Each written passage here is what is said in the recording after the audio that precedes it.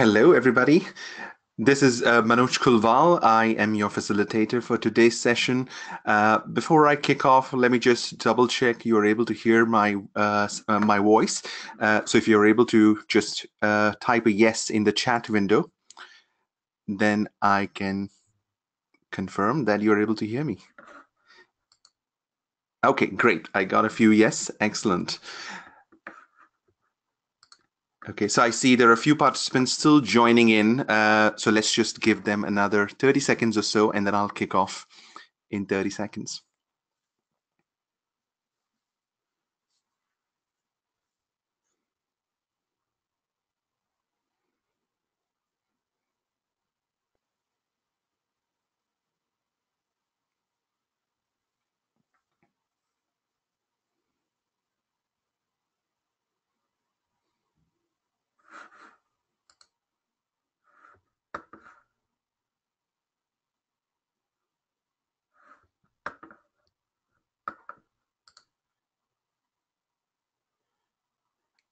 Okay, let's get started.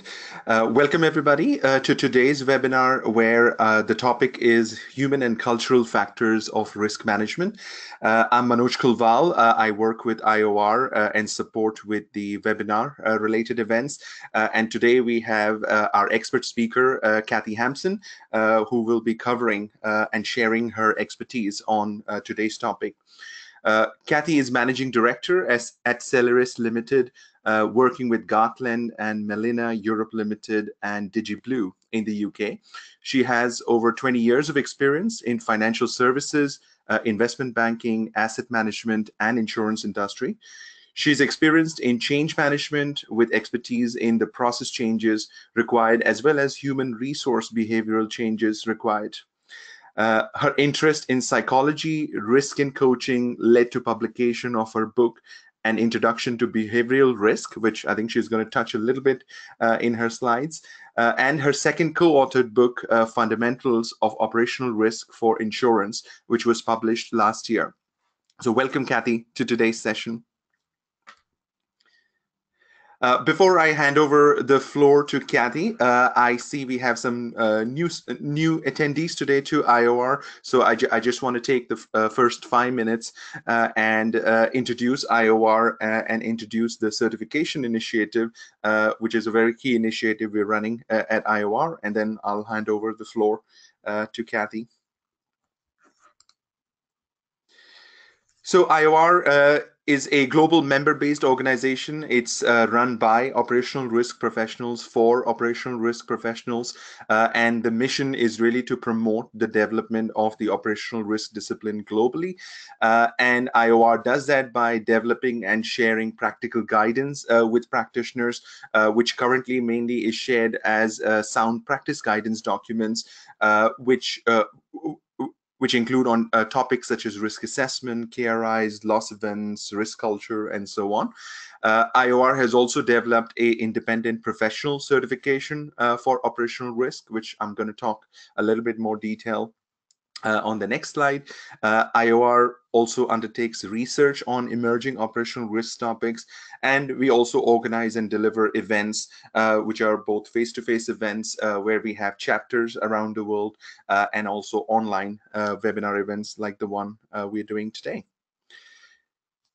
Regarding the certification initiative, it's called as CORM, which is the Certificate of Operational Risk Management.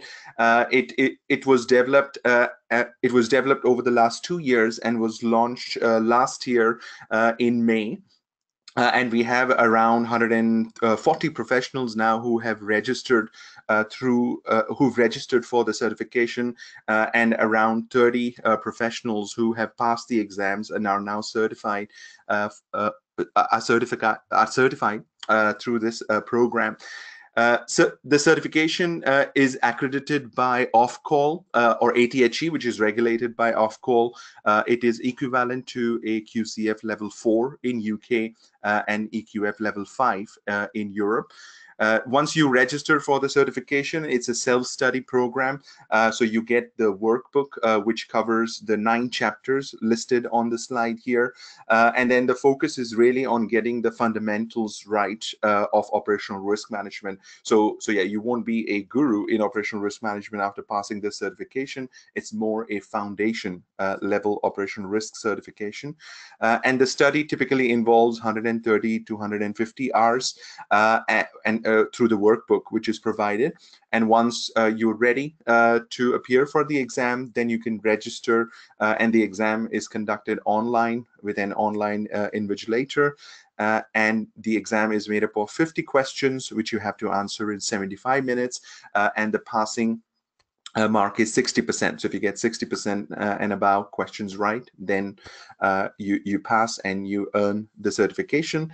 The fee for the certification is £550 plus VAT, which includes the workbook, the exam fee, and it also includes a 1-year IOR associate membership if you're not already a IOR member. And the benefits really for individuals are to learn the operational risk concepts. So this is particularly for individuals who are new to the operational risk management discipline. So I've seen all the time that, you know, there may be people from the first line who join the operational risk team, or there may be compliance professionals or IT or auditors who join the operational risk discipline or operational risk teams within their organization. And this certification can really give them a good foundation on the basic concepts of operational risk. And it also demonstrates the commitment and professional knowledge, the fact that you're willing to go through a independent industry recognized professional certification. We're also starting to see a lot of organizations taking benefit of this, because organizations need to demonstrate to the board members, to the regulators, to various stakeholders that the individuals in the first line, second line, third line who are involved in management of operational risk also understand the fundamental concepts of operational risk. So we're getting interest from organizations who are getting 20, 30, in one case more than 100 professionals from the first and second line who are going through the certification, so that they all can get on the same page in terms of their operational risk knowledge. And then it also allows them to demonstrate to their stakeholders that, you know, the people who are involved with management of operational risk do understand the fundamental concepts. So if you're interested in finding out more, there is information available on the IOR website. About today's session, so we have overall 90 minutes. So for 70 minutes, I'll be having the discussion with Kathy, where she's going to share her guidance, and then I'll be asking questions and making it into a discussion. And you can also pose questions during that discussion. So I'll also keep an eye on your questions and ask them to Kathy on your behalf. We will be conducting some polls today, so you will be able to then also see where the various participants who are on the webinar today are on the various topics Kathy is going to cover. You can post your questions in the question tab of GoToWebinar. And then while the webinar is free for members and non-members, the slides and the recordings will only be available to IOR members in the members area of the IOR website. So if you're not an IOR member, then please do consider signing up as a member, because then you can get access to the slides and recordings of not only this webinar, but also all the previous webinars. So with that, Kathy, let me hand over the floor to you. So I'll just make you the presenter. Thank you. Yep, just showing my screen. Hopefully you can see that and you can hear me. I can see the first slide, yes, and we can hear you perfectly fine. Excellent, thank you. Well, thank you for the introduction. I know it's a topic in which we share a mutual interest, Manoj. Thank you also for the introduction. So I'm just going to, let me just move that slightly out of the way.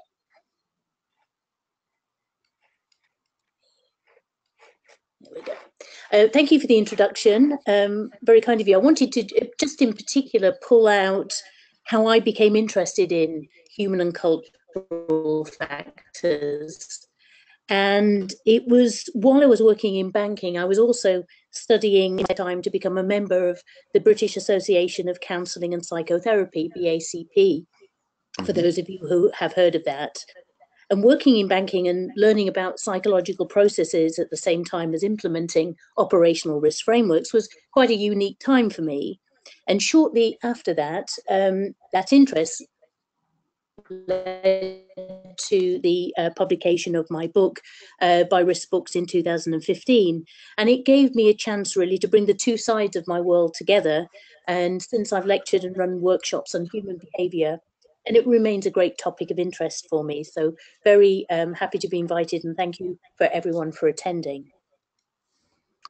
What I hope to do today is to highlight some of the psychological and sociological aspects of how people behave singularly and in groups. The aim is to have such processes in the awareness of operational risk practitioners as they implement and execute all the elements of a good risk framework. When we are implementing operational risk tools and techniques, we interact with people and groups all the time. How to do so in a way that creates an unbiased and objective outcome is vital.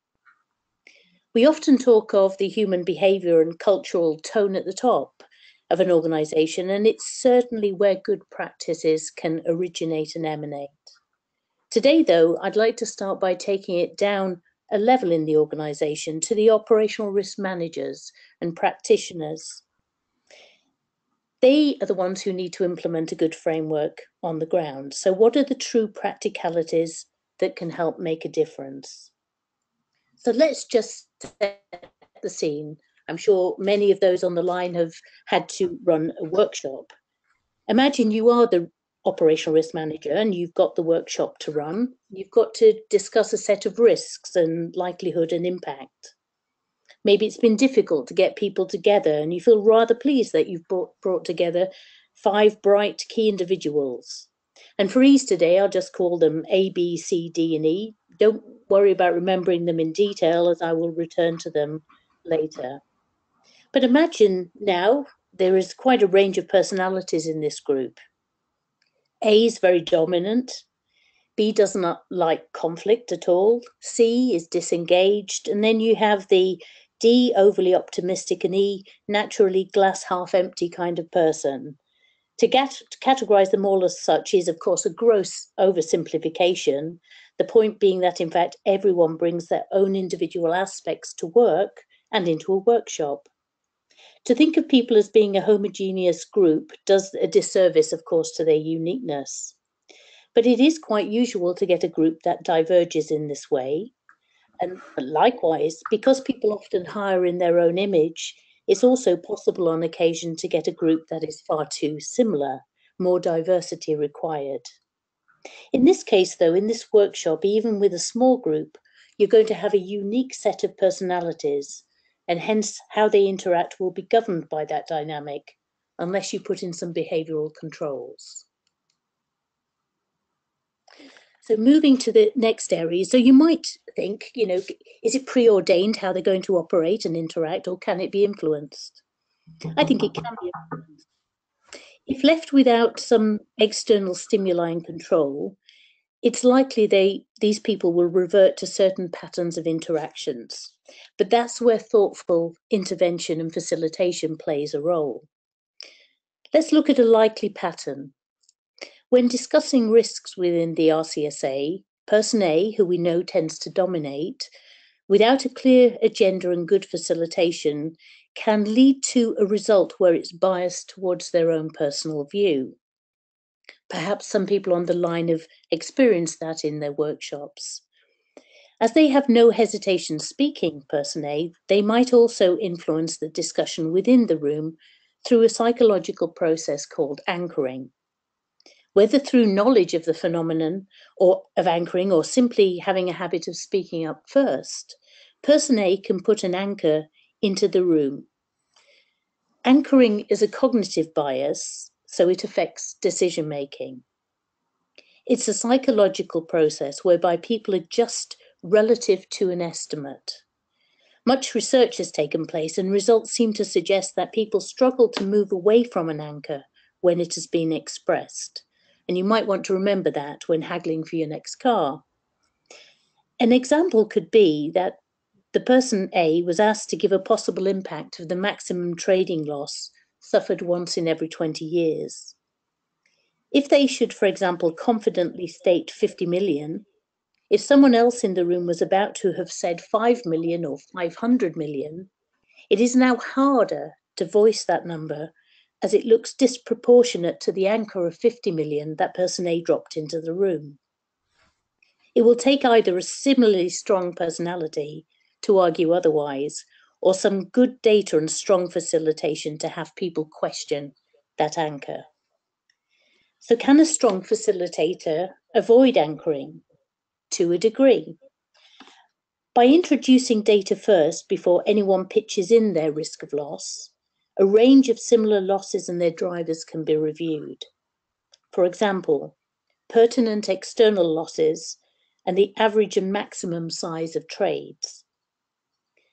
Electronic voting systems as well can help in this regard, and some of you may have used them because they require everyone to put in their data or press their buttons at the same time, so can significantly diminish the bias of hearing somebody's strong opinion before voicing your own. The strong facilitator makes sure that no one jumps the gun and keeps order over the voting process. But even without a voting process, if you don't have that technology, the facilitator can use phrases such as, let us discuss the low end of the scale of losses, still significant, but likely to occur every year to get the lower end of the scale. And let us discuss the maximum loss in a 20-year period. So really trying to get a range rather than one anchor. I too want also to touch on biases, other human factors. And there are lots, but here are just a few. Ambiguity bias, for example, is where decision-making is affected by a lack of information, in which people tend to select options for which the probability of a favorable outcome is known, over an option where the probability of a favorable option is unknown, even if that second option, with a little research, might turn out to be a much better choice. A bias blind spot is one where somebody recognizes the biases in other people, but fails to recognize one's own biases. Confirmation bias, that is where we have a human tendency to consume information in a way that confirms what we already believe. And congruence bias is related. We tend to ignore information that conflicts with our own beliefs. I'll turn to loss aversion, and maybe listeners might do a sense check as to whether this describes them. Which do you value the most? The pound in your pocket that you've already earned and saved, or the pound you could earn in the future? It's a useful economics factor. For example, if a complete country's culture is biased one way or another, it will affect investment in new industries, etc. But for us, coming back to the workshop, we need to understand people's biases towards losses, which are part and parcel of taking risk, and for which you have them in the workshop to assess. The not invented here bias, I think you can probably guess at that one, an aversion to anything coming in from outside, a preference, for example, to often build proprietary systems than to buy in from a vendor. It can lead to mistakes being made as the learning curve is ever present, and that suspicion of the outside world and perhaps over-optimism about own capabilities should be considered in the risk discussion. Finally, on this slide, recency bias. That occurs when the reference information you more recently obtained, you prefer over older data. It sticks in your short-term memory better. And you give it more credence and weighting than the older data. Sometimes that's valid. Sometimes the older data has actually been superseded. But if both sets of data are valid, recency tends to have the new set win.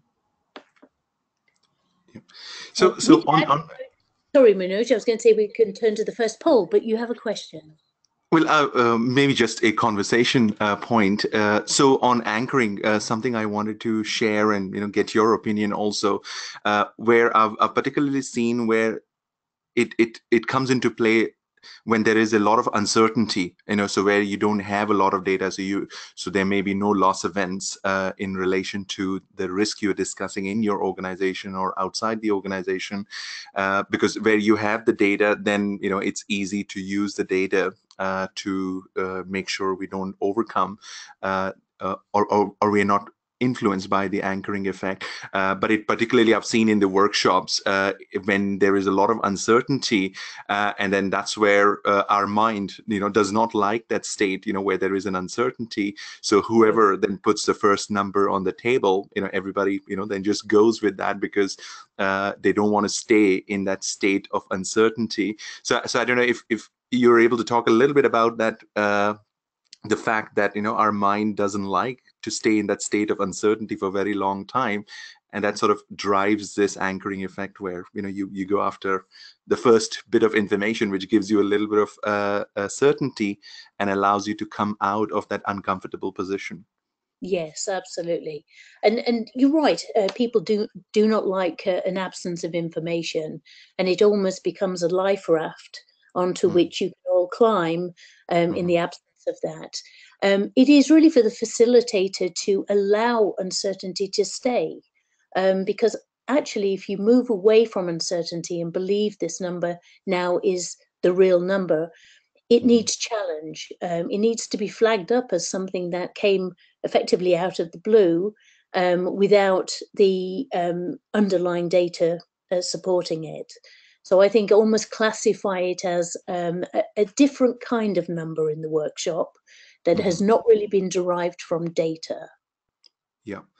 Yeah, and it's also in that workshop, when anchoring may affect you when there are these periods of silence, where somebody's raised a question, and now because nobody knows, everybody is sort of thinking, and then that also becomes very uncomfortable. Is if there is a period of more than 5 or 10 seconds where there is a silence during the workshop and nobody is speaking, that also is a sign that whatever now the first number or first piece of information which will be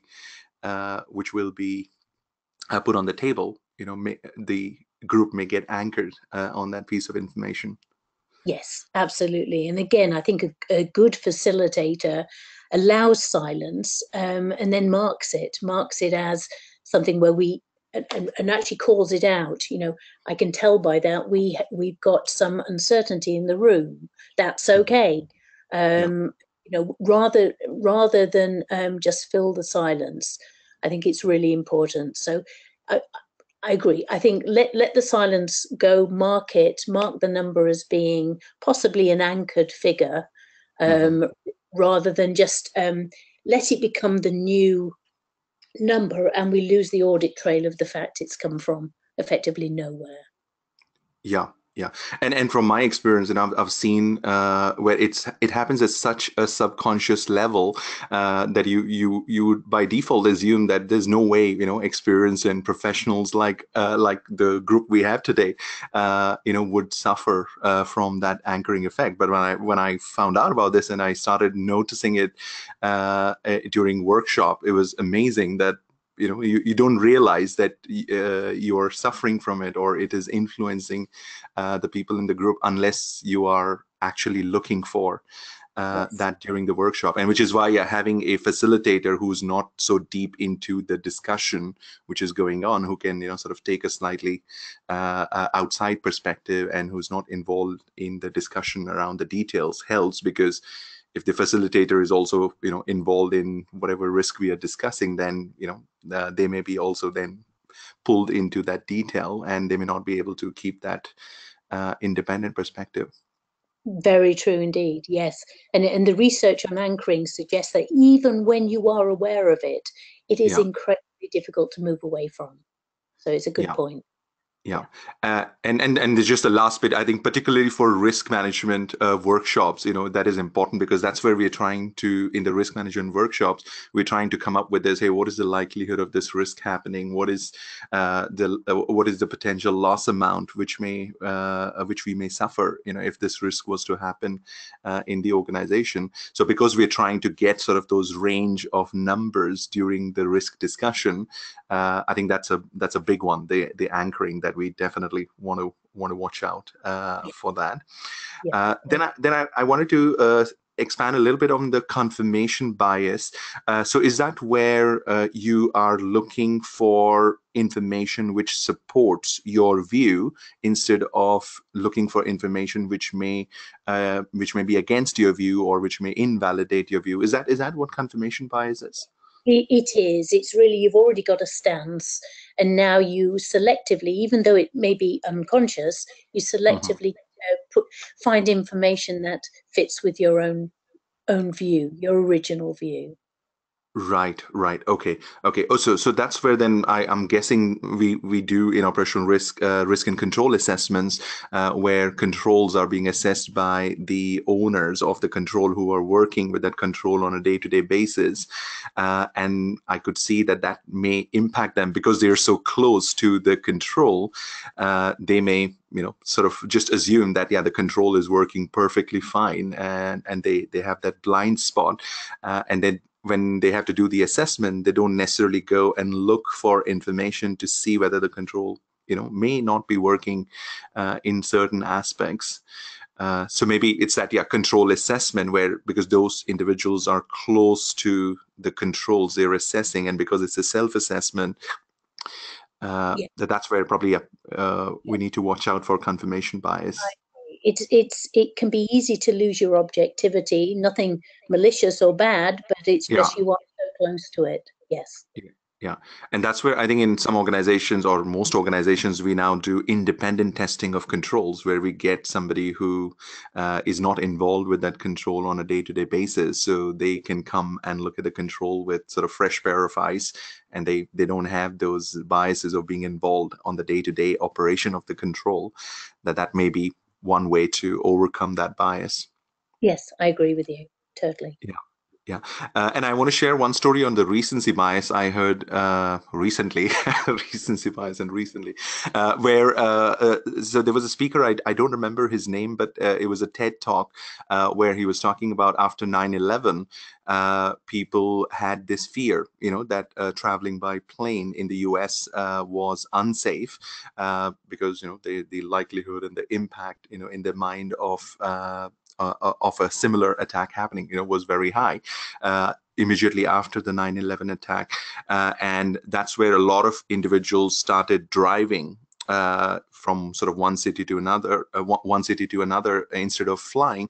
And when they did the statistics of number of people who died in road accidents in, I think it's 6 months or 12 months after 9/11, it was quite high compared to the average number of deaths through driving.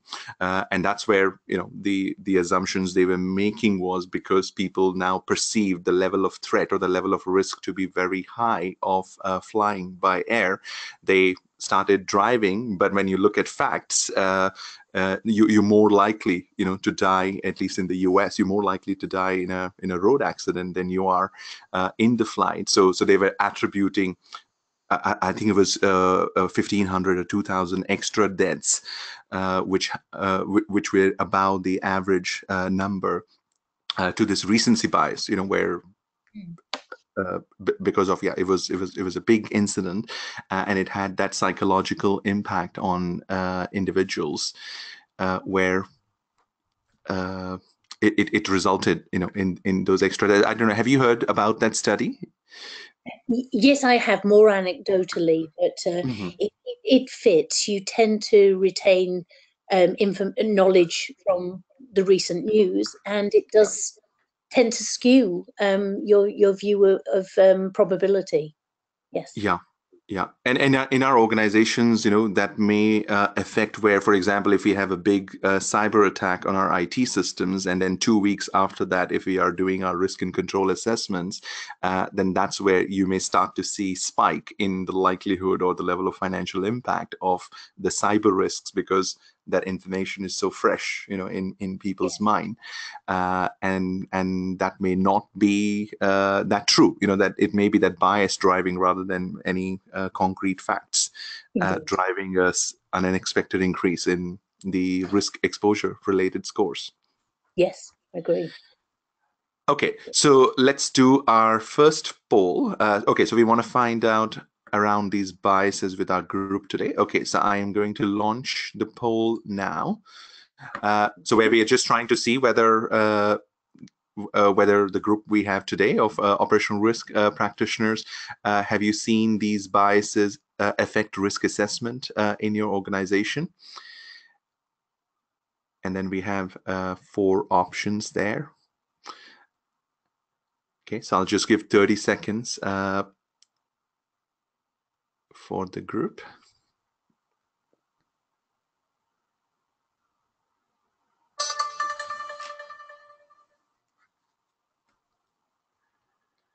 Okay, let's give another 10 seconds. Polls are still changing.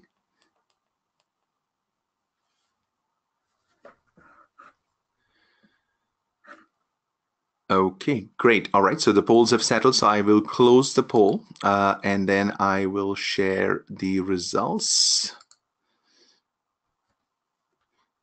Okay, all right, so we do see anchoring as the top one there, and recency also is quite significant. Are you able to see the poll result, Kathy? Yes, I am. Yes, and Oh. also looking at the elimination of biases. Yeah, only 5% believe they've eliminated them all. It is very difficult to do to eliminate them completely. We'll talk a little bit later about robotics and artificial intelligence as well. But thank you for that. That's really interesting. Okay. Perfect, and at least we've made a few people aware of the biases, so they'll go back and be conscious about these biases and see if they can use some of the ideas you're sharing today to overcome them. Yeah, that's great. Yeah. Okay. Okay. Well, if you're ready, I'll move on to the next slide. Yes. Yeah, we are ready to move on. Okay, I wanted to touch on some other human factors, and this is related to a field called transactional analysis. And if I reintroduce, for example, person B, who we had before, you may remember person B does not like conflict. So let's suppose for a moment that person B in their line role was meant to act as a control, a supervisor over the dominant person, person A. In the field of transactional analysis psychological study, the theory is that each of us carry around with us at least 3 ego states, and some are subdivided, and I will come to that. It's claimed that we derive these parent and child ego states from earlier times.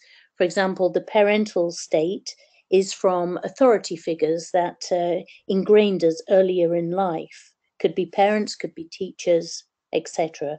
And they've provided that sense of how we should behave. We pick that up when we're in authority positions, responsible positions later in life.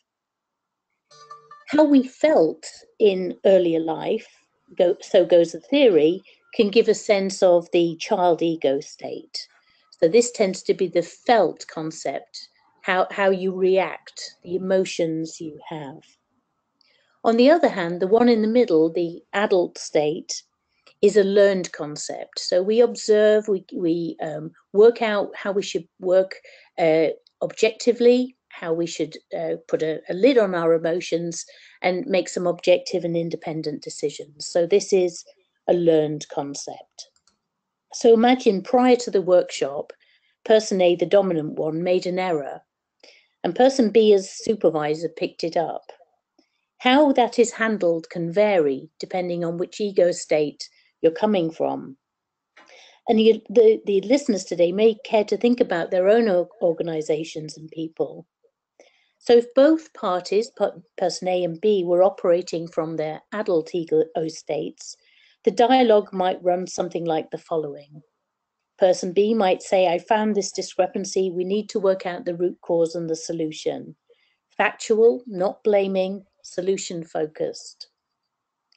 Person A, upon hearing this finding, if also in adult ego state, might say something like, good find, yes, I think it was because of that manual override I did. So let's see if we can automate it and not have to go through a manual route. Not defensive, realizing they're on the same side and solution focused also. But consider if a non-adult state was taken. Person B, who knows they're in the right, they've got the evidence, and they're boosted confidence-wise by having that, may say, I found your error and you need to explain how it happened and what you're going to do about it. The more aggressive stance will tend to invite the other person, person A, into a defensive mode, saying something like, it's the problem with the automation. This type always needs a manual override, so it's not my fault, it's the system. And knowing the more timid nature of person B, person A might actually turn the tables and take the moral high ground, saying, I told you about the manual override and its risk, and you should have escalated it and fixed it. So you can see that that scenario in the latter stages there was not in transactional analysis terms remaining in an adult to adult ego state transaction, but swinging wildly between the parent and child ego states instead. Until it gets back on the even keel of having two adult ego states peers address each other, it will be suboptimal. So I'm going to move now. I mentioned the states can be subdivided. So just a little bit more detail to help you understand how it can vary. The parent ego state can be in a critical state or nurturing one. So critical parent is more the talking down to somebody, telling them where they went wrong, whereas nurturing is, as the word would suggest, actually coaching, helping, but still not in an adult state, still treating somebody like they need help. Understanding such relationships is important.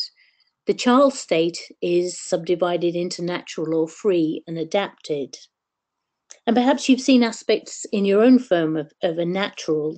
This, for example, would be a person to whom the rules don't quite apply and they don't want to be bound by them. So pushing against boundaries.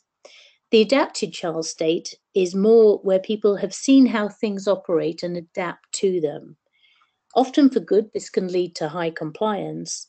But if there are loopholes in your rules and procedures, this ego state can also be the one from which people find it acceptable to use those loopholes and shortcomings to their own ends.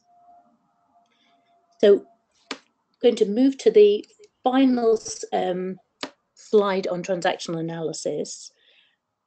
This is the healthy state. This is really where you're talking objectively with unbiased, cooperative kind of language, a psychologically healthy transaction.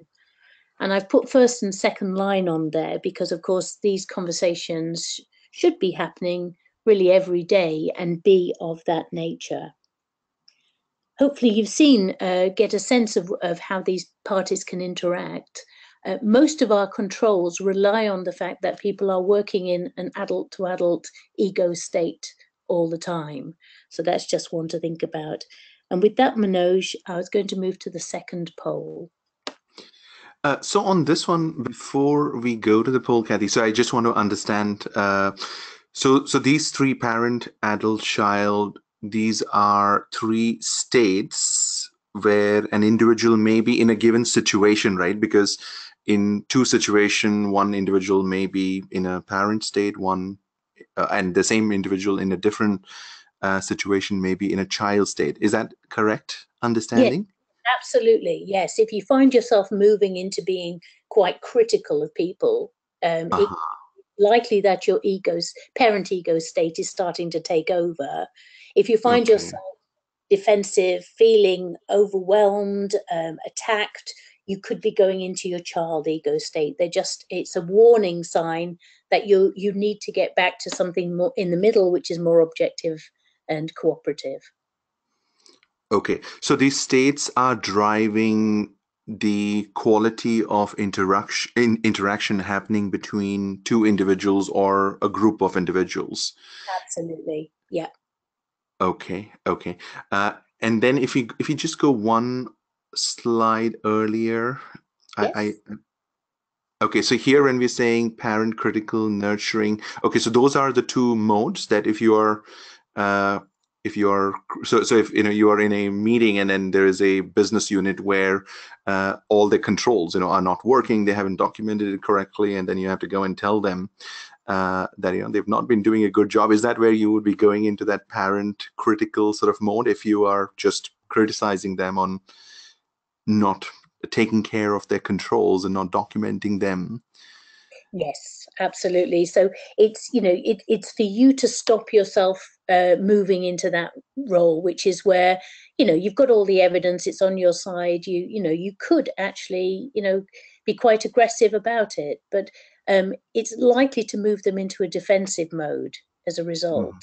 So you are probably not going to have the most high quality conversation as a result. Okay. And is nurturing any better, or even nurturing has a downside? It Is it? sounds like it ought to be better, but no, it has a downside too, Okay. because you are not really giving people the empowerment Hmm. to do the right thing, because maybe you're cosseting them, maybe they're your protege, and you are shielding them. So it has its negatives as well. Okay. Okay. And then on the child side, so natural or free, so that's more where, somebody doesn't want to follow any rules. They don't want to look at policies. They don't want to do what they are being told. Is that sort of the correct interpretation? Then somebody is gone in that child ego state. Yes, that's the concern, that yeah, it doesn't apply to them. Why should they? And again, you want them to be more in an adult state, that they realize they've got responsibilities. Right. And the last one, I just want to understand with an example. So adapted, how could you give me one example to understand that? Yes, it's where somebody might be telling you what they think you want to hear, rather than what is the truth, because they're quite clever at adapting, so they work out what it is that you need to hear to perhaps go away, Mhm. if you're questioning them too much. So you have to watch for that, because you want an open and honest conversation. Right, right. Okay. So then these ego states are basically when we are interacting between, or there are interaction between two individuals or more than two individuals. If you want to understand whether the discussion is going in an unhealthy direction, then these roles can help you see whether the individuals in that discussion, they are either getting into the parent ego state or they're getting into the child ego state. Then the Yes. group is not going in the right direction from a quality of discussion perspective. Absolutely. And the interesting thing is, you can actually stay in a parent child type relationship Uh-huh. for a long time and feel like it's really stable, because it is actually. So, parent to child tends to be not optimal, because Mhm. it's both are not meeting on the same terms, Mhm. but actually might last a very long time, because it is complementary, Mhm. but you really need to recognize that. Have a think about your own organizations, if this might be apparent or not. Okay. Okay. And these are not personality types. These are just the stance you may take in a particular conversation. Yes, they're really Okay. in all of us all of the time, but it's Mhm. how they express themselves, and they really come from what we've learned, how we felt, the emotions that trigger in us, and also what we've been taught over time. Right, right. Okay. And then the adult, then I'm assuming, is where you should be if we want a productive discussion, conversation. Yes, absolutely, because you are there, you are working with objectivity, you are having an open conversation. So it's about what you've learned. The way you really should interact is where the adult ego state sits. Okay. Okay, excellent. So then let's go to our poll. Okay, so I will launch the poll now. Okay, so in the poll, we are asking which transactions between people have you observed in your organization? So is it always adult to adult, some parent child, or they're random, or you've not observed previously but may do?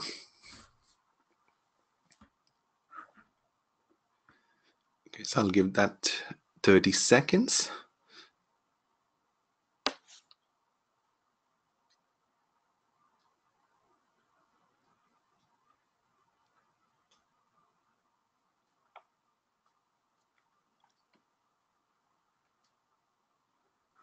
Okay, give it another 10 seconds. The votes are still changing.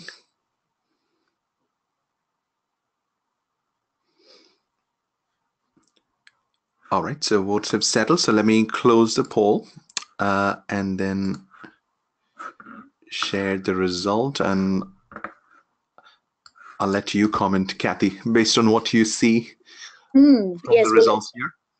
again, I'm pleased to see that maybe it's introduced this to people that have not thought about it before.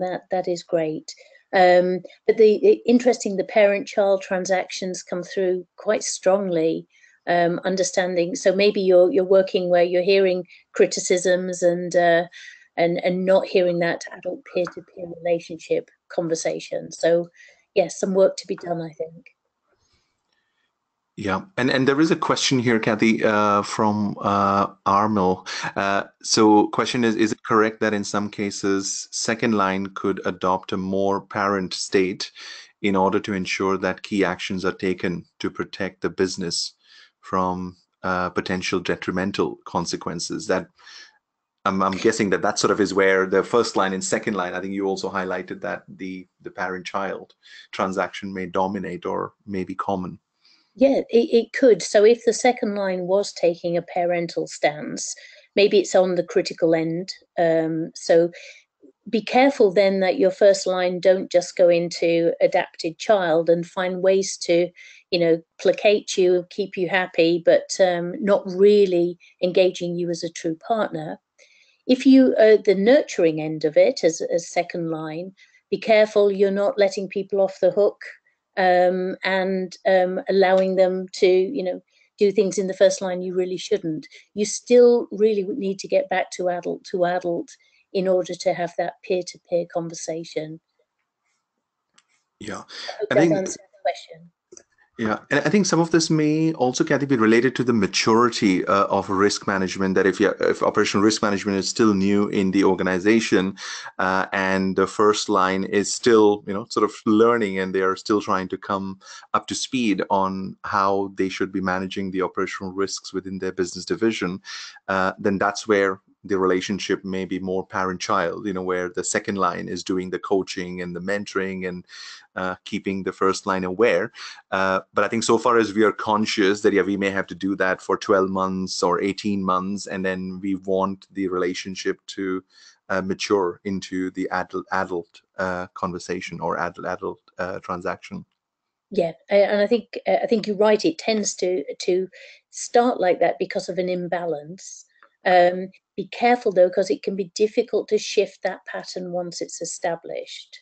So the sooner you can have the conversation about us being peers, how we're going to work together, the better. Yeah, and something you said about the child, sort of the parent-child, but in the child context was that the individuals in the child sort of state, they may just give you the information you're looking for, so you can sort of get off their backs. Is that did I hear that correctly? That could be a potential. Yes, absolutely. So the adapted child ego Mhm. state. And this doesn't mean they're acting childishly. It's just they are, they're really reacting to how they're being addressed, etc. They may just decide, actually, I'll just give you some information, and then maybe you will, take it and go away. But it's still not about properly engaging, and that's what you want. You really need to get it back up to where it's a good two-way dialogue, where both parties are open and honest with each other. Okay.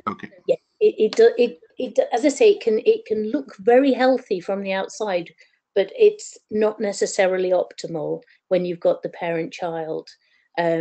So it will be stable over time and if you asked each party, they might say, "Oh, this is going really well," but you need to get beneath it to find out, make sure it's a peer-to-peer relationship. Right. And then I don't know whether you're going to come to this in a few slides, but a question from Richard is, are there any tips on that if you've established that parent-child relationship between the first line and the second line, that how do you bring that back to the adult to adult in 12 months, 18 months, once you've sort of embedded the operational risk framework processes, and then you expect the first line to get back into an adult conversation with the second line. Do you want to share something now, or is something we're going to get to that? Let me address that one now. Yes, as I say, it can be difficult once you've got a parent-child pattern in place. But you need to have a conversation where you point out, maybe you make some notes. When we had this conversation, I noticed that I said this, you said that. Really, it would have been better if we'd had a conversation that went more like, X, Y, Z. So I think that you have to make sure as well that you truly have peers. If there's a big rank difference between first and second line, that can obviously lead to sticking in an unhealthier position. So, I think a lot of work has gone on over time to make sure the second line is staffed with experts as well, who can talk on a peer-to-peer basis. So it is important to address it and not shirk from it. I think you have to have the conversation of, is our interaction as healthy as it can be? Right. Okay. All right. So let me then hide the results of the poll. So we should be able to see a slide. Okay. Yeah, we're able to see a slide. Great. Well, I'm just going to spend a little moment on this slide. Something else, life position. So another psychological view by Thomas Harris. And you may know that famous book, I'm Okay, You're Okay. It's got an involvement here, I think, with transactional analysis as well, because people tend to have a starting point from which they view the world, and it will tend to affect all their transactions with people. So I've highlighted here a position in which criticism of another person can come from the life position of the person, him or herself, that is making that statement. If, for example, you're coming from an I'm okay, but you're not okay point of view, you'll tend to be quite critical by nature anyway. And if you then get in the position of power where you have the opportunity to criticize, this life position might, rear its head. I mention it really so the listeners can think about whether for example, their 3 lines of defense include any such traits, the ones which might undermine the ability of having those peer-to-peer or adult-to-adult conversations. So now we've addressed anchoring and some of the transactional ego states. Move on to, in our workshop, likelihood and impact as well.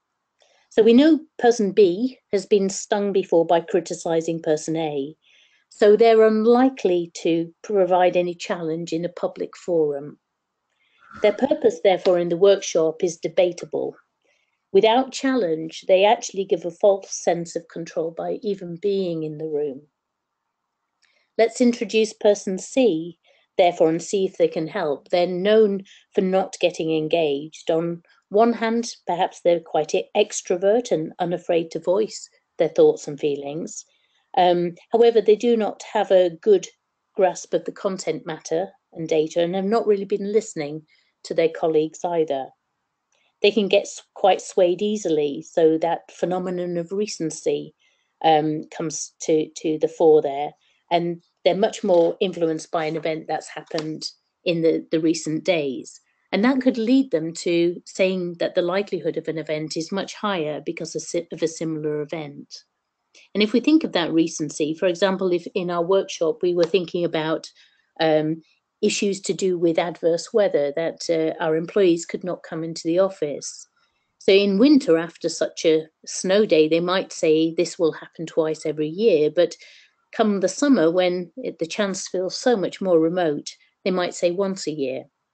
Not so significant, you might say, but 100% difference for the sake of a few months in questioning, in canvassing their opinion is quite statistically relevant. And this is where we note that people are not robots. In many ways, people are very complex and biased in a way that robots are not. We'll come to artificial intelligence shortly, but for the moment, just leave you with a thought. Would you want to program all these biases and psychological aspects into a robot? Well, while you ponder that idea, let's just look at the next slide, the Delphi method. So how can you offset some of these biases? The Delphi method is one way. You compile a panel of experts rather than a typical one or two you might invite to your workshop. They're subject matter experts. They answer questionnaires in 2 or more rounds, and the results are compiled and anonymized. And then when published out again, the experts have the chance to revise their estimate based on their peers' findings, and convergence then tends to occur. But it's based on true expertise rather than the anchoring that we had earlier, which in itself provides convergence, but it's convergence around a number that really has been plucked from the air. So with that, I was going to move to the third poll, unless you have points, Manoj, in the meantime. Yeah, no, so let's do the poll and then we can discuss, we can come back to the discussion. Okay, so I'm going to launch the poll now. Okay, so methods to eliminate error in risk assessments. So yeah, what methods do you mainly use?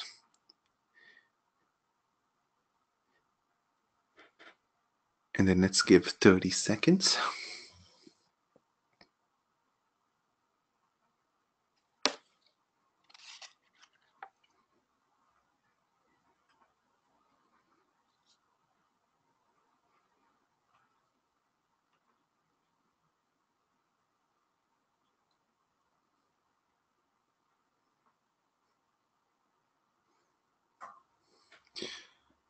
Okay, the votes are still changing, so let's give it another 10 seconds.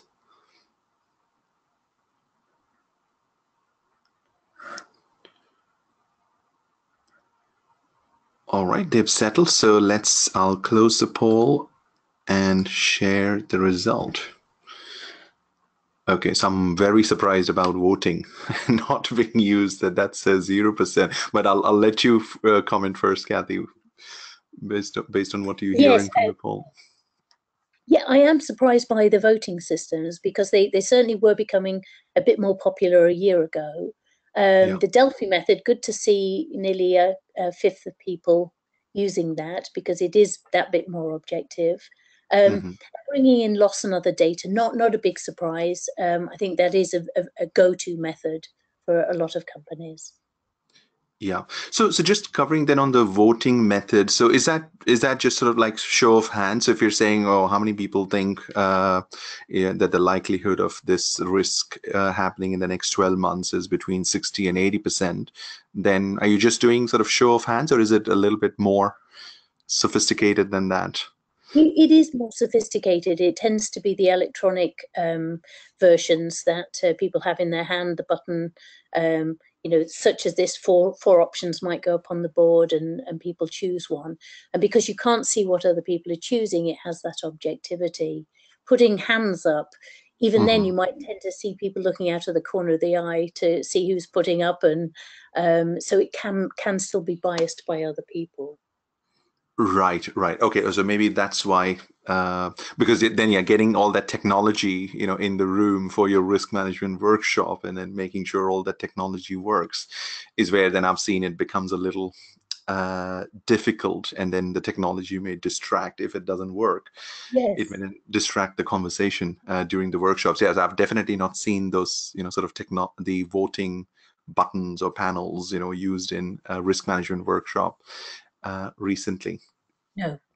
Okay, Yeah. well, seems nobody has either, so you're in good company. And then how do we deal with experts here? Because if you're sitting in a risk management workshop of, let's say, cyber risks, and there are 8 or 9 individuals who are in there, but Mhm. only 1 or 2 experts. Uh, that I wanted to touch that a little bit, that we generally rely on experts for assessment of operational risks. But what I've seen is we rely on 1 or 2 experts rather than a wider group, and that on its own, sort of has a impact on the quality. That there are, research I've seen where if you're just relying on 1 or 2 experts who then have a very narrow but in-depth view on that particular topic, they may miss the big picture. Yes. Yeah, it is important to have, ideally a panel of experts. That's why the Delphi method is a good one. But if you don't have that, I, as a facilitator, would go talk to the expert first, because it's really important they don't get into the workshop and then feel, for example, browbeaten into, changing their numbers when they are the one and only expert you've got. So I think, again, strong facilitation is going to be important there. Yeah. And then it is important, because I think getting the right people in that workshop is also critical, that you want to bring people who can add some value to whatever risks we are going to discuss. So we don't just get one expert who can then, sort of anchor the rest of the group Yes, very on true. their line of thinking. And one of the tools I wanted to check your view, whether you've seen widely adopted to overcome this dominance, because that's another common thing is, yeah, in a workshop you have 7, 8 individuals, but 1 or 2 people may be very vocal, and then they sort of try and dominate 60, 70% of the conversation. So one approach I've seen is brain writing. So instead of doing like brainstorming, where everybody has to, only one person can sort of talk at a time during a workshop. I've seen brain writing, where you sort of are circulating a sheet of paper, and then people are putting their ideas in writing, and that ensures that 1 or 2 vocal people don't dominate all the conversation, and then you are able to get the views of a wider group. Is that something you've seen in risk workshops? You use brain writing? I have, absolutely. But rather than the circulation of one piece of paper, usually writing at the same time. Because again, trying to avoid the bias that you read what the person before has put, and Okay. you're influenced by it. But yes, I agree. It does then reduce the airtime taken by dominant people. Right, right. Okay. All right. So let me hide the result, and then we should be able to see your slides. Yeah, so we see your slides. Oh, no. Okay, it's back. Okay, we're Yes. able to see your slides. Yeah. Now touch on the cultural factors. So cultures can be hard to describe. They really comprise thousands of small interactions that epitomize the organization. There are at least 4 levels, though, that help you describe your organization's culture. The first is what you can observe, the physical manifestation of the organization. It could be the use of acronyms, how people dress, the awards that are handed out, the myths and stories of past and present notable employees, values that might be posted on the walls or in the lifts, rituals such as a summer party, ceremonies such as town halls, financial statement explanations, or even the types of pictures and images displayed on the walls. Typically, companies will espouse values so that you know them. They could be on the walls as you enter the company, on the website, in people's appraisals, even. And be aware they will be compared in everyone's minds that work at the company with what actually happens in practice, the enacted values. An example would be whether people keep promises or commitments. I often think about something, very small perhaps and simple, but how people respond to calendar requests. Do they leave everything tentative? Is that acceptable in your organization? Or do they commit one way or another out of respect for the organizer so they know where they stand? It seems a small thing, but it's an indicator of how people treat each other. If efficiency and respect happen to be two values of the company, a small transaction such as how people handle each other's calendar requests could be important. And it's really thousands of such small transactions that make up a culture. I want to talk briefly about some ways of classifying cultural organizations. This is the competing values frameworks. There are others, but let me explain this one. In this classification, there are 4 types of organizational culture. Clan, which is mainly about collaborating, being like a clan or family, and it tends to be known as a culture for being flexible and having some latitude in how decisions are made. Often this tends to be small companies, sometimes startups, and they have a large emphasis on focusing internally and integrating functions well. This style has been described as do things together.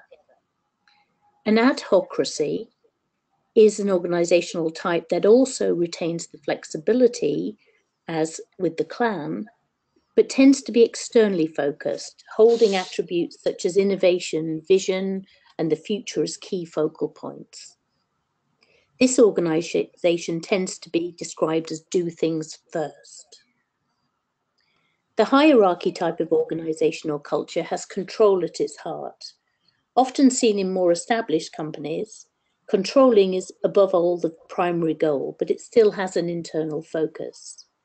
Concentrating on integration, collaboration, and unity, its drive has been described as do things right. And finally, a 4th category of a culture is a market focus. In this model, the organization is focused externally on differentiation, competition and rivalry is what drives it, but it's also seeking stability and control. But differentiation is important. And this model has been described as do things fast. So with that, I was going to let you have a little think about that and move to the 4th poll, if we may. Yeah, so on this one, Kathy, before we go to the poll, now because this is such a broad topic, and in a normal organization, it's difficult to say there is one culture, right? Especially if it's a global organization, that you may see a very different culture in the Japanese operation of the same organization than you would see in the US operation of the same organization. Similarly, you may see different divisions that in the same organization, the investment banking culture may be very different than, let's say, the private banking or wealth management divisions culture. So we're not trying to say here that there is sort of one organization needs to fall in one of this box. We're saying an organization may have various subcultures, and then these 4 categories allow us to identify what those subcultures may be, or what type they may be. Yes, absolutely. So yes, I mean, most organizations will have, for example, startup areas within them that actually feel like a startup. I worked in one such one early in my career, and it really had a very different feel to the rest of the organization. So I totally agree. It's really about where you are within your organization, how it feels. Right. And then from an organization culture, I mean, there are these 2 schools of thought within the industry, where one school of thought is risk culture is not something separate, that risk culture is part of the organization culture. When there is a second school of thought, which, sort of sees risk culture as separate to the organization culture, and then the risk team is spending a lot of time on the risk culture aspects, but not necessarily the wider organization culture. Where are you on those 2 schools of thought? Do you see those as separate things, or they are the same? They really should be the same. I do believe that we should be just talking about culture, and risk is one element of it. That it's, but I think it starts often with a risk department deciding it needs to drive an understanding of risk around the organization. So it tends to get termed a risk culture, but ultimately your goal is to make it part of the overall culture. That's my stance. Absolutely, yeah. And I think so I'm aligned, yeah, with that, because I don't think you can just change the risk culture and then ignore the organization culture, because they're just so tightly intertwined that a risk team on its own cannot go and say, oh, we'll start, influencing the risk culture if the wider organization is also then not involved in the same initiative to also change the organization culture. Yes. But okay, so at least, yeah, we know where you stand. All right, so let's do the next poll. So this is really about the poll. This poll is about what, well, let's say part of your organization. So where you work, how does it feel? Mm-hmm. Then we'll quickly follow it by the next poll, which will be more about what would you like it to feel like. So let's do how it feels today to work in your part of the organization. All right. Okay, so we'll give it 30 seconds.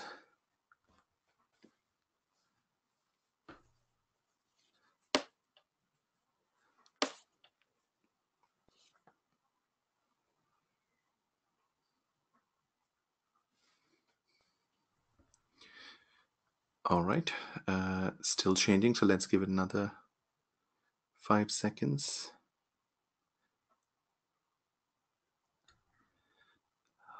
All right, okay, so let's close the poll and share the results. Oh, I'm surprised. I'm surprised with hierarchy. What's your take, Kathy? I'm not terribly surprised, because I think, probably a lot of financial services people on the line, control and making sure we're working as integratively as possible have been, part of the drive for the last probably decade. So not hugely surprised. But Okay. I would be interested in the next poll to find out what kind of culture, what sort of feel about the culture, what would be your ideal? All right, let's do that one. So I'll hide this result and I will launch the next one. So this is, yeah, if you had the choice to create a culture for your department or for your part of the organization, which one would you prefer? Hey, no surprise there. Okay, I'll wait for the result.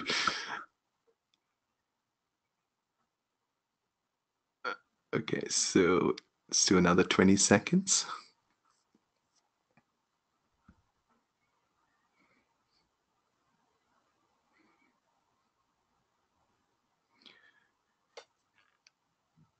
Okay, they're still changing. Let's try another 10 seconds.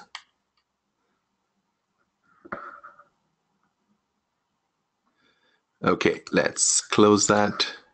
Share. Yeah, there is your human tendency to belong to a tribe or a clan. Yes, that's very interesting, and that one in a way is not a surprise. We all, would prefer to go to work and feel like we're, part of something quite tight. Yeah. But the market one is quite interesting as well. That has jumped up from 5% to 19. So people are looking for, differentiation. That drive, doing things fast. That's coming through too. So very interesting. Yeah. Excellent. Okay. All right. So let's hide that so we can see your slides. We are also into our last 20 minutes, which is where, there is an opportunity to ask questions. So Kathy and I will continue with the slides, but this is your opportunity. So if you do want to ask any specific question, then do please pose those, and we'll use these last few minutes to respond to your questions. Yes, so I'll keep going, but do interrupt me if some come through. So I Yeah, was so going to. there was one, Kathy, which came through from Stephen. So given that adhocracy is a get things done place, is this the riskier attitude? So does that say anything about risk attitude? It can be, yes, because it's a sort of do things first, the adhocracy, and that is about, you know, being first to market, getting into new markets, you know, as quickly as you can. So yes, it can bring risk with it. Obviously, you know, reward as well. But that sort of organization very much needs a good control framework, a good attitude to bringing in controls nice and early, not going to market too fast in an uncontrolled way. Right. Okay. And so I see the next slide is the levers for creating cultural change. So this is where maybe, Kelly, I wanted to focus on sort of one topic where I see uh, a big struggle right now for a lot of second line is getting the buy-in from the first line in terms of participating in risk assessments, capturing loss incidents, closing out the issues which have been raised. So basically having a higher level of buy-in in terms of managing the risks without, you know, requiring the second line to have this stick always to force them, you know, to do the things needed to manage operational risk. So if you could also focus on that element to see what suggestions or which of these levers could be used by the group, the second line team to Yeah. increase that level of buy-in, because I think that's where there is we've spent a lot of money, a lot of effort on building operational risk frameworks, operational risk processes, systems, but a lot of organizations still struggle to get first line to really participate proactively in management of operational risk. Yes, absolutely. So actually probably jump there to 10, 11 and 12, because I think that falls within those. Yes, it can be a struggle. It comes back to the transactions I talked about before. That's part of it, and making sure you've got some parity between peers in the first and second line. But then I think the organization has to build it into their systems and procedures. So it really is non-negotiable that the first line participate. And I would be recommending that the second line get involved in lots of the new transactions. So it could be the new product approval process.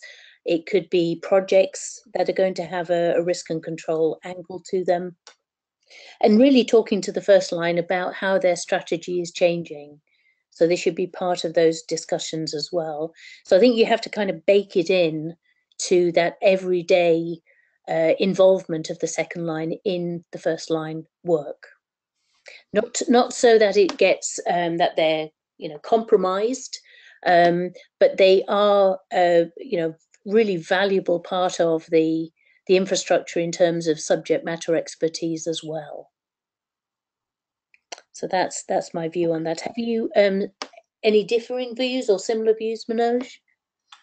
No, I think my view sort of aligns with what we've seen in the standards. You know, so ISO 31000 COSO, they came with an updated version of the standard, and one of the things they are emphasizing is that we should go away from doing these operational risk assessments, so RCSAs, you know, once every year or once every 6 months, because from a perception perspective, what that it creates a perception in the first line that, okay, I sort of run my business and then I have to stop every 6 months, and now I do operational risk management, and then I finish that and I go back and run my business, where the standards are basically saying we need to go and embed the management of operational risk into the day-to-day decision-making processes within the first line. That's the only way you can integrate risk management into the first line. That if we continue with this, you know, once a year, twice a year, once every quarter processes, then it'll be very difficult to break that perception. But that's a big topic, so I won't drill down, into that. It's an important one for sure, and I do recommend that people have a look at ISO 31000.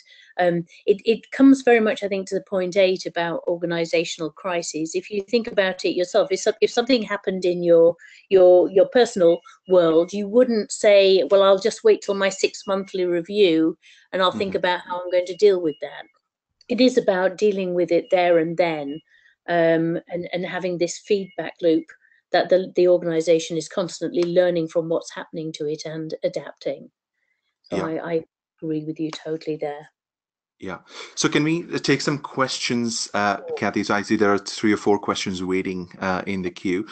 So the first one is from Patricio. So do you see difference in behaviors across different types of assessments? So whether we're doing a risk and control self-assessment or scenarios, for example. That's a very good question. I think all of those biases, etc., are present still. But scenario analysis, it can be useful for sort of unshackling people from the way that they've been thinking, especially some reverse stress scenarios where you have people think about how could they possibly lose, let's say, 500 million, and you then put it to them that they have got to back into what could go wrong sufficiently to do that, and that can be a different way of thinking. That can free some people's minds from what has happened in the past. Yeah. Okay. Okay. And I can see sort of from RCSA is where you're generally trying to look at your likelihood and your impact assessment from a business as usual perspective. But in scenarios, you're trying to sort of stretch, saying, okay, what could be the worst case scenarios? And that's where I think these biases, because scenario, then you're really stretching the scale of possibilities, is where some of these biases may be more playing in the scenario discussion. And I've also seen, generally first line may not be involved as much in those scenarios, that it's typically done by the second line. And then they may not be that close to the business reality. So if you don't have first line, then you may be not incorporating the views. Good point. Yeah. So there was another question here, which maybe we don't respond because it may be a long answer. But any reading material you can recommend on culture and cultural change. So on this one, Kathy, could we maybe start a discussion in the IOR LinkedIn group? And that's where you can get you will get chance to think about what would be 3, 4, 5. So of course we have your books, which would be a good starting point. But if you are able to recommend 3, 4, 5 key books on this topic, you would like risk management professionals. That's a good way to put it. Yeah, thank you. Yeah. So please look out then in the IOR LinkedIn group to find out Kathy's recommendation. The next question we have is, can cross-function or line of defense collaboration help to unify, reduce differences between lines of defense? So my sense is, I think collaboration would always be good, right? Yes, it can be. If we've got time, I'm going to just move to a couple more slides, where I do have some downsides of trust to talk about. But collaboration, and as I say, that adult-to-adult conversation where you might actually be saying to each other, I've got to act as a control on you, and this is how I have to do it. But collaboration typically is, yes, a good thing. Okay. And I don't know, Patricia, whether now you are going in a separate direction, because I just noticed you're saying, can it reduce differences between the lines of defense? Because you may not necessarily want to reduce the differences, right? Because second line has this very delicate balance that they need to be a friend for the first line. So if first line needs help, they can reach out to the second line, but then the second line also needs to play this challenger role to the first line. So you can't become 100% friend, but then you can't be 100% challenger also, because then you may not, the communication channels may not be wide open with the first line. You've absolutely hit on the dilemma. The collaboration, but sufficient to keep your independence and challenge, is a lot to ask for humans who are, want sociability, etc. Which is why I put the artificial intelligence and robot piece in, because I think there's a part to play there in getting some absolute true independence without a need to create friendships, etc. So I'm a big believer in bringing some automation into this as well. Okay. And then the next question from Ed. So Ed is, referring to the levers you have here. So we don't have time today to go into these levers, Kathy. But if you had to sort of pick one or two key ones which could work in the risk management context, what are your top two favorites from that list? Yeah, I think the ones down towards the bottom about baking it into your organization, as we said Mhm. before, but the leadership as well, how leaders react. Are they cooperative, defensive? Are the right actions taken? I think send very powerful messages to the rest of the organization. Mhm. Okay, one more question we have from Steven. So, what difference in culture and risk management do you see in different domains? So, examples, safety, critical, that do not use three lines of defense. So, if there is Yeah, no three line of defense, would you see yeah. I difference mean, in culture? yeah, even before the three lines of defense really came in, there were still, people who were acting as checks and balances on others. So Hmm. it's quite natural to want to build. Probably remember the Swiss cheese model, which was one of the earlier ones. The Hmm. layers of cheese, you just made sure the holes didn't line up. Um, the first line, the three lines of defense, there are some challenges to it, and people are often subdividing the lines of defense into more than one. So, you might have a couple of levels in the first line, maybe the same in the second line. So that subdivision of roles is going on in order to try and make it as tight as possible. Okay, and I'm conscious that yeah, I would like you to touch the AI aspects because that's an interesting topic. So maybe let's take one question, and then we'll Okay. cover the AI element. So a question from Eric is about the downside of trust. So what's your view on the downside of trust? Well, that's a good segue into this one. Oh, okay, good. It's really important. And if you think organizations, very much they are about collaboration, working together. They may even, encourage people, have, you know, work events, etc. Make sure you get to know people, etc. And that's about building trust. And trust can be a good thing, but if you then have people having to challenge each other, it can be very difficult. And the thing about artificial intelligence or robots is you can remove emotion. And that would be quite beneficial when it's one human checking the work of another, where trust has been a particular aspect to that relationship. Hmm. People often don't want to come over as critical, or they might feel, for example, inferior or bullied in such a relationship.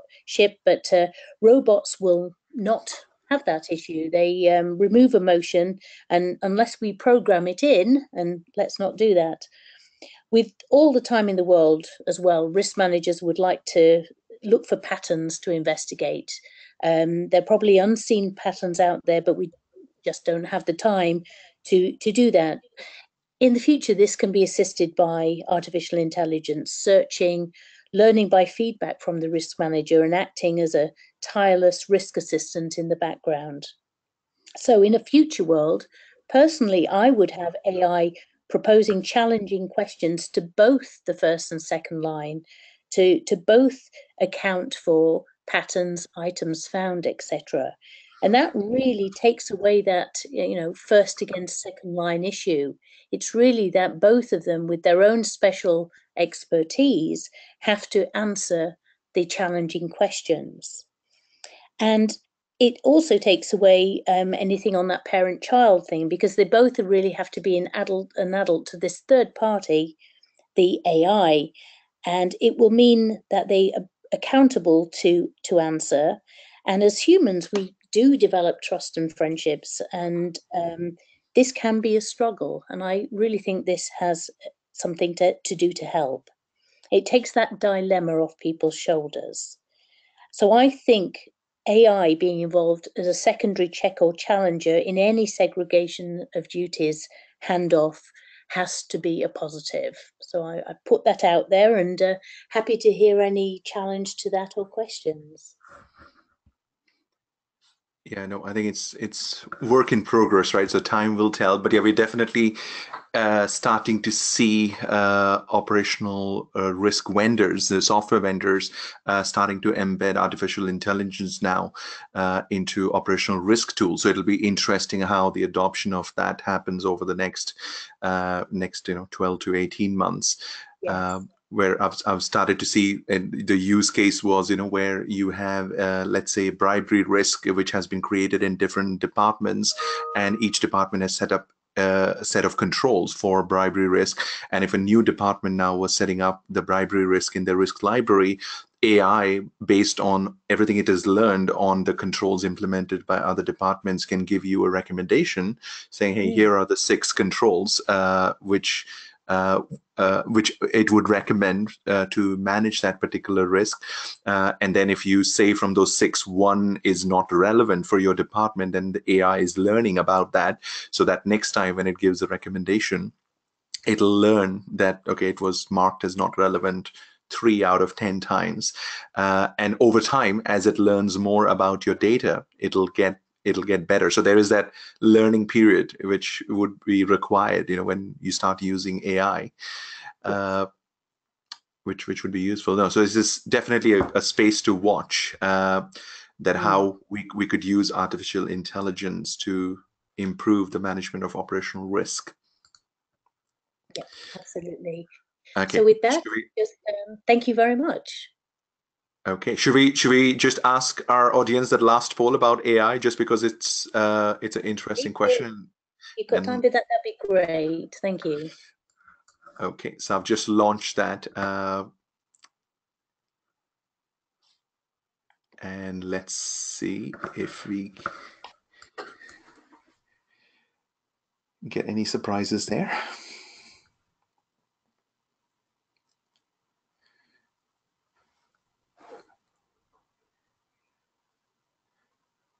All right. Okay, so I'll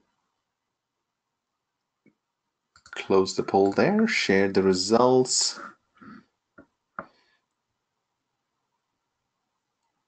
Mm-hmm. Yes, yeah, too early. So yeah, I think we all would like to have more experience of it.